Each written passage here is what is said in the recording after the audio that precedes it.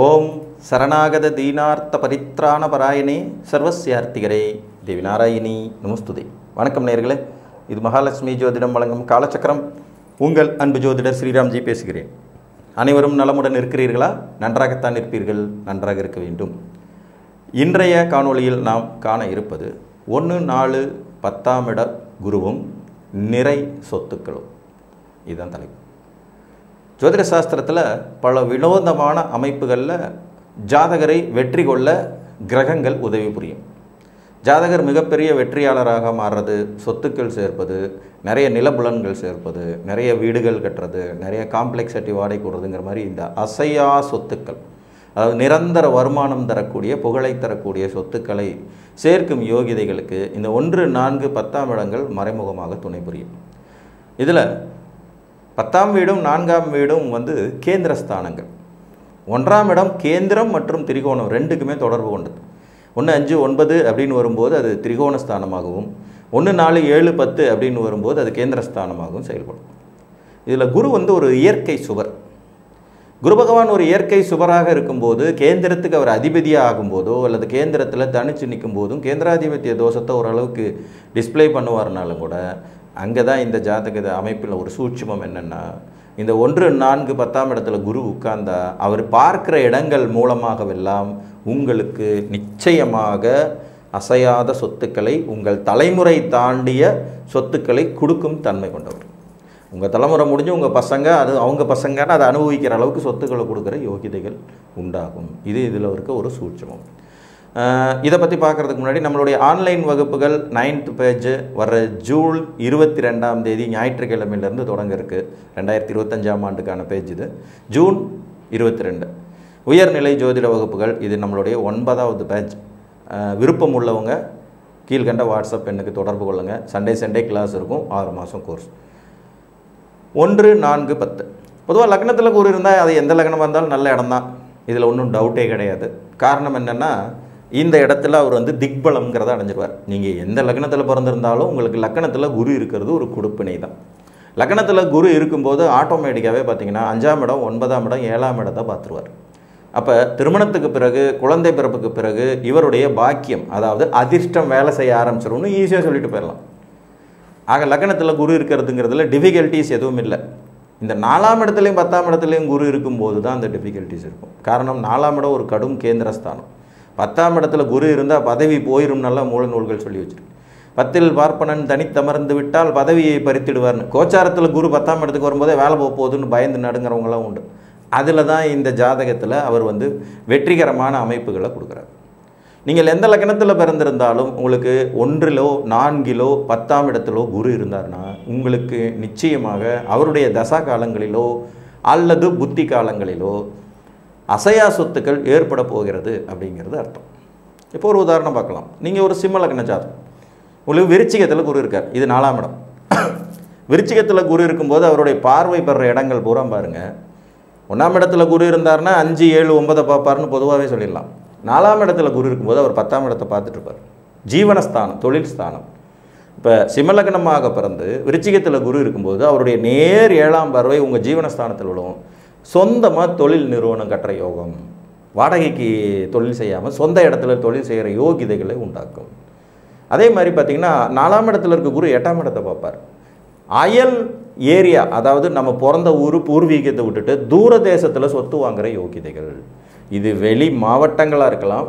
இப்போ திருச்சியில் பிறந்த ஒருத்தர் சென்னையில் போய் சொத்து வாங்குறது இதே அமைப்பு தான். வெளி மாநிலங்களாக இருக்கலாம்.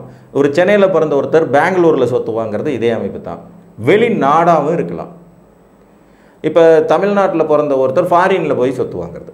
நிறைய பேர் கேட்பாங்க, சார் நாங்கள் யூஎஸ்ஏலே இருக்கோம் ரொம்ப நாளாக, இன்னும் 20 வருஷம் 30 வருஷம் இங்கே தான் இருக்க போகிறோம், இங்கேயே வீடு வாங்கிக்கலாமா, சொத்து வாங்கிக்கலாமா? அதற்கும் இந்த அமைப்பு துணை புரியும். 4ஆம் இடத்துல இருக்கிற குரு அந்த வேலையை செய்வார். 10ஆம் இடத்தை அவர் பார்க்கறதுனால தொழில் செய்யும் இடத்தை சொந்தமாக வாங்கி தொழில் செய்கிற அமைப்பு இருக்கும். சிலர்லாம் வாடகை வீட்டில் குடியிருப்பாங்க, ஆனால் சொந்த கடை வச்சுருப்பாங்க. அந்த அமைப்பும் இதே தான். அதே மாதிரி 8ஆம் இடத்தை குரு பார்க்கறதுனால வெளியில் போய் வாங்கிறதுக்கான அமைப்பு. 12ஆம் இடத்தையும் குரு பார்ப்பாருங்கிறதுனால ரகசியமாக நிறைய சொத்து சேர்க்கும் யோகிதைகள் உங்களுக்கு நிச்சயமாக உண்டாகும். மறைமுகமாக சொத்து வச்சிருக்கிறதே மற்றவங்களுக்கு தெரியாது, ஆனால் சொத்து இருக்கும். ரகசிய பார்ட்னர்ஷிப் போட்டு அதில் வந்து பிஸ்னஸ் பார்ட்னராக இருப்பாங்க. இவங்க ஒரு பிஸ்னஸ் பண்ணிட்டு தான் இருப்பாங்க. அது இல்லாமல் சம்மந்தமே இல்லாமல் ஒரு 4-5 பிஸ்னஸில் பார்ட்னராக இருந்து அதன் மூலம் சொத்துக்கள் சேர்க்கும் யோகிதைகளை உண்டாக்கும். இது 4ஆம் இடத்துல இருக்கிற குரு. பொதுவாக குரு ஒரு முழு இயற்கை சுவருங்கிறதுனால அவர் நேச்சுராகவே ஒரு பாவ வீடுகளில் வந்து உட்காந்துட்டாருன்னா அந்த கேந்திராதிபதிய தோஷம்லாம் வேலை செய்யாது. இது ஒரு சூட்சமம், நல்லா புரிஞ்சுக்கலாம். குரு வலுப்பெற வீடுகளை பூரா பாருங்கள் இயற்கை சுப வீடுகளாகவே இருக்கும். கடக சந்திரன் வீட்டில் உச்சமாவார், தனுசு தன் சொந்த வீட்டில் ஆட்சி மூல திரிகோணமாவார், மீன வீட்டில் போய் அதிக வலுவை பெறுவார். இதை தாண்டி மற்ற சுப வீடுகள் அப்படின்ற அமைப்பில் பார்த்திங்கன்னா ரிஷபம், துலாம், மிதுனம், கன்னி இந்த 4 தான் சுப வீடுகள். இங்கே உட்காரும்போது கொஞ்சம் முன்னுக்கு பின் முரணான பலன் இருக்கும். இதில் ரிஷபம் தப்பி பிழைத்து விடும்னு எடுத்துக்கலாம். இதுபோக பாவ வீடுகளில் அவர் கேந்திரம் ஏறுவது. இப்போ நான் சிம்ம லக்னம் 4ஆம் இடத்துல குருங்கும் போதே அது விருச்சிக வீடு. விருச்சிக வீட்டில் குரு இருந்தால் அங்கே அவருக்கு கேந்திராதிபத்திய வேலை நடக்கவே நடக்காது. சரி, இன்னொரு உதாரணம் எடுக்கலாம். இப்போ ஒரு மிதுன லக்னம் 10ஆம் இடத்துல குரு இருக்கார். இது அவரோட சொந்த வீடு. இங்கே கேந்திராதிபத்தியம் வேலை செய்யும் தகுதி கொண்டது. இது ஒரு இயற்கை சுப வீடு. அப்போ அதிக ஒளியை அந்த இடத்துல அவர் சிதறடிப்பாருங்கிறதுனால ஆட்டோமேட்டிக்காக அவருடைய ஒளித்திறனை மங்கச் செய்வதற்கு செவ்வாய், சனி, கேது அல்லது ராகு இந்த 4 பேர், சூரியனே எடுத்துக்கலாம். இந்த 5 பாவிகளில் யாராவது ஒருத்தருடைய சம்பந்தம் அவருக்கு வந்தே ஆகணும். அது ரொம்ப முக்கியம்.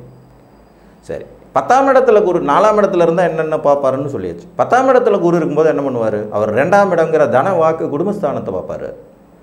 4ஆம் இடம் என்கின்ற உங்களுடைய சுகஸ்தானத்தை பார்ப்பார். 6ஆம் இடம் என்கின்ற உங்களுடைய சத்ரு ருண ரோகஸ்தானத்தை பார்ப்பார்.